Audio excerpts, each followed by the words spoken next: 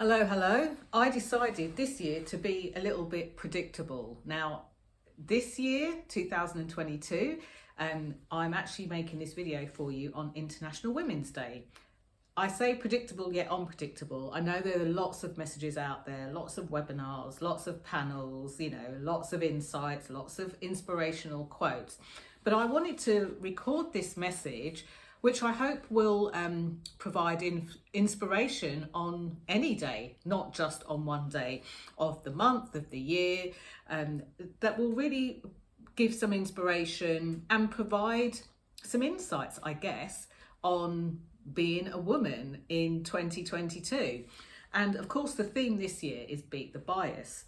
So I thought I would share insights, tips, however you want to position them, but also to share some of my journey of where I have done exactly that. And I'm sharing about me because I don't have other people's permission to share their stories. So hopefully this will be insightful. I've got some notes written down here, so I will look down.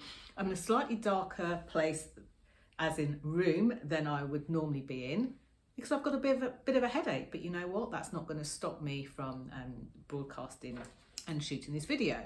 So if you have come across this video and it's the first time you've ever seen anything from me, my name's Jenny Kovacs, and the first thing that I'm going to drop with you is that I'm a visibility specialist, which means that I help you to put yourself out there, to raise your professional profile, even to stand out. And I do this in kind of two different fields. I do this for you employed professionals who are looking for promotion, pay rises, and to really establish your credibility as a professional. And I also do this for self-employed business owners. These tend to come in the guise, I guess, of service providers, although a number of my clients have also provided an actual product too. But we're really looking at people who are freelancers, consultants, speakers, authors. They maybe think of themselves a bit more entrepreneurially. So they're more entrepreneur, which means that they're more likely to work from their kitchen table, more likely to work from home than they are to work from a bricks and mortar business. And I make that distinction for this reason. Quite often, just because you are a business owner who is working from home, a home office, a kitchen table, a bedroom, doesn't mean that you're any less effective, any less serious about your business, or should be any less visible. So I hope that some of the things that I share will be helpful. So let's get cracking on. So I was thinking about this today, having spoken in a number of places, been in a number of panels and listened to a number of people speaking about International Women's Day and what it means for them. And when you look at the site this year, they're talking about break the bias, and they're looking at gender, diversity, and also kind of stereotypes. So if you think about any biases that fit along there, that is really kind of where this year's themes come from. So I think about some of the things that I've been asked and what I would share and what I could share and what I have shared around the theme of International Women's Day. And here are some of the things that I came up with.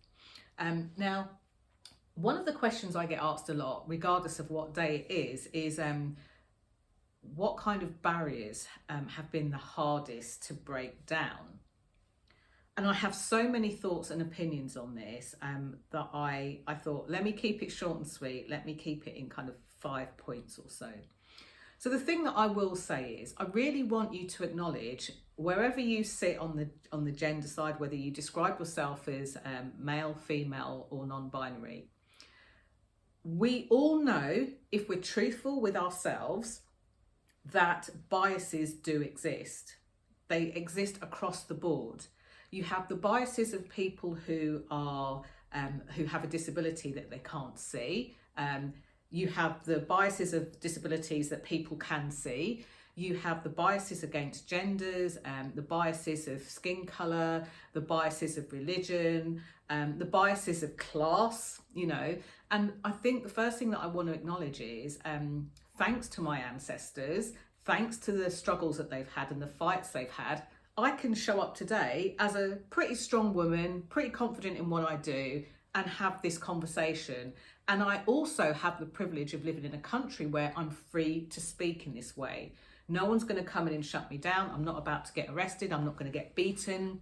You know, I'm not going to get banished. I'm not going to get hung, you know, anything like that. So I think we all need to acknowledge where we do have a privilege, even if it seems disproportionate.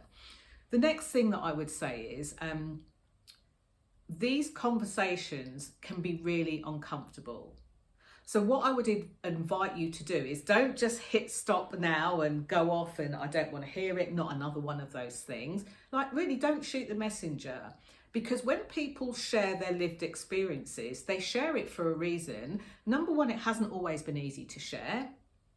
Number two, they've got to a point where they've been able to articulate it in some way. And number three, just because you don't see it doesn't mean it's not there. Just because you don't feel the same way doesn't mean that it doesn't happen. And I want you to understand this, because so many times people muster up sometimes courage for them or the confidence to speak up or speak out about something. And it's very easy, regardless of the gender, regardless of the day, it's very easy to come in and trash what they've said as, I think they're talking rubbish. I think they're overthinking it. Oh no, I think you're making too much out of this. I think you're causing, waves. Oh, I think she's got a chip on her shoulder. I think he's, trying to, lick somebody's backside. Remember that when people start to talk about things that are uncomfortable, it's not just them that have the discomfort when they're sharing it. It's the discomfort to hear it as well. And sometimes it then goes on or leads on to the discomfort to do something about it. So here's my wish for you on this and any other day when it comes to barriers and smashing them. The first thing is, find what you're passionate about. Your passion might be people, your passion might be systems, your passion might be animals, your passion might be war and peace. Find what your passion is and really dig deep into that. If you find yourself trying to speak on a topic you're not passionate about, you'll very quickly trip yourself up and you'll feel less than confident about your abilities. So be unapologetic about your passions. Know what lights your fire, know what has you kind of like strong and holding true, and speak about it and share that with the world. That's okay. There will be plenty of other voices that can talk about these other things.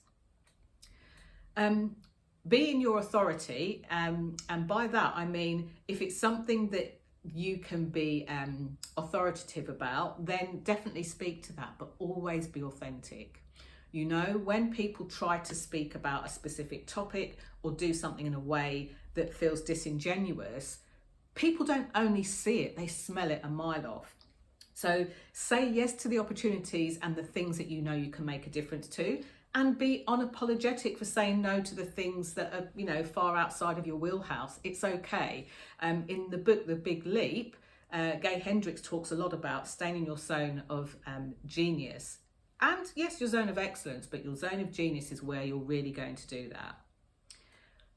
Really uncover how you can be the change. I've often re-quoted this saying that if you think you're too small to make a difference, try being a mosquito in the dark. And I mean that.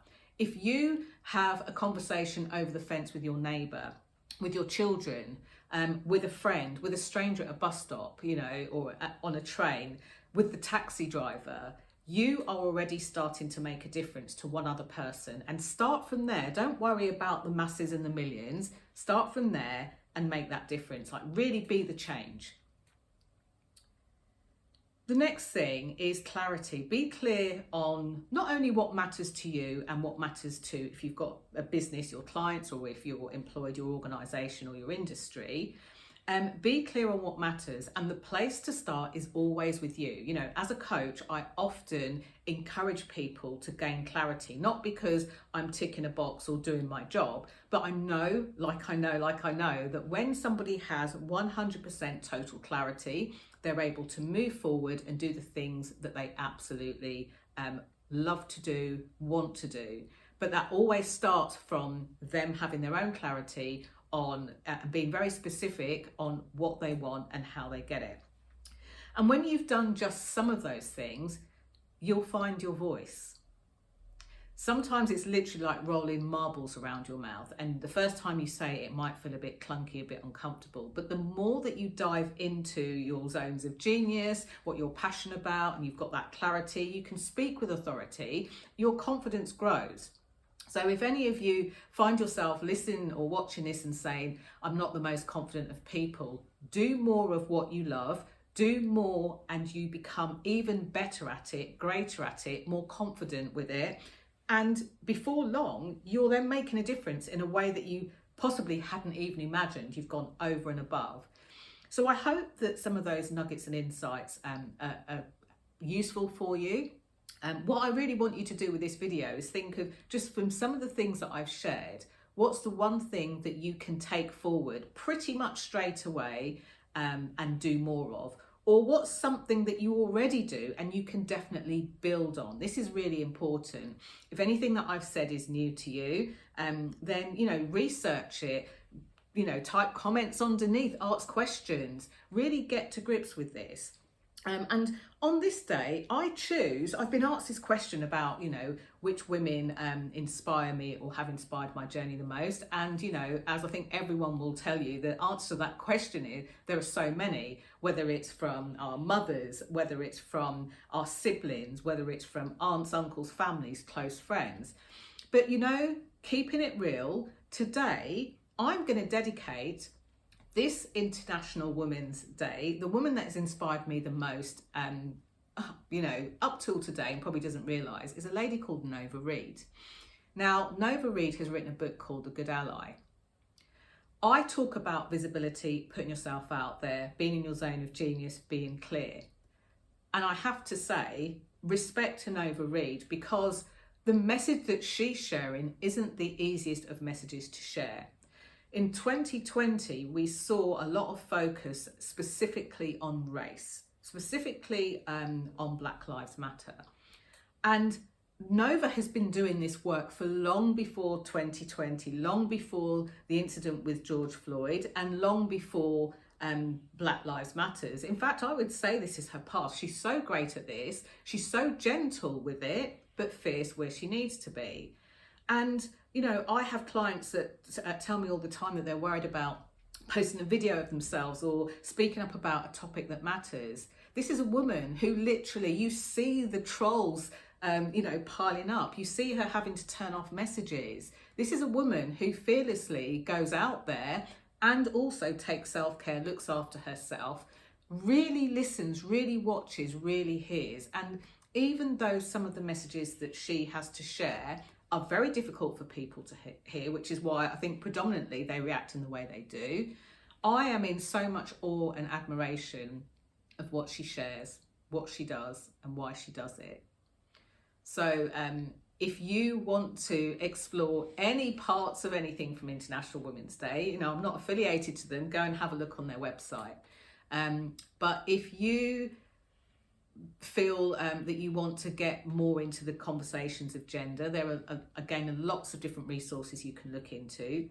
More of the conversations around diversity, and not from a tick box point of view, I've done that, I can move on, then again dig deeper. But when it comes to being a really good ally, regardless of your gender, regardless of your religion, regardless of your skin colour, regardless of your sexuality, if you want to find out how you can learn more and why some people don't have grace in this topic and rant, then I suggest that you get her book, and I suggest that you support her work, because speaking about it, writing about it and putting it out there day in, day out cannot be easy. Nova Reid, I salute you, and I salute any of you who've been watching this video and made a stand on doing something differently. Thanks so much for watching. If you could do one thing, I would ask you to please share this video, share this message. You never know who might need to hear it. You never know who might want to watch it. And if you're watching this on my YouTube channel, then please do subscribe. If you're not, go to youtube.com/C4Charlie/Jenny Kovacs and you'll find me there. Thank you for watching. Bye for now.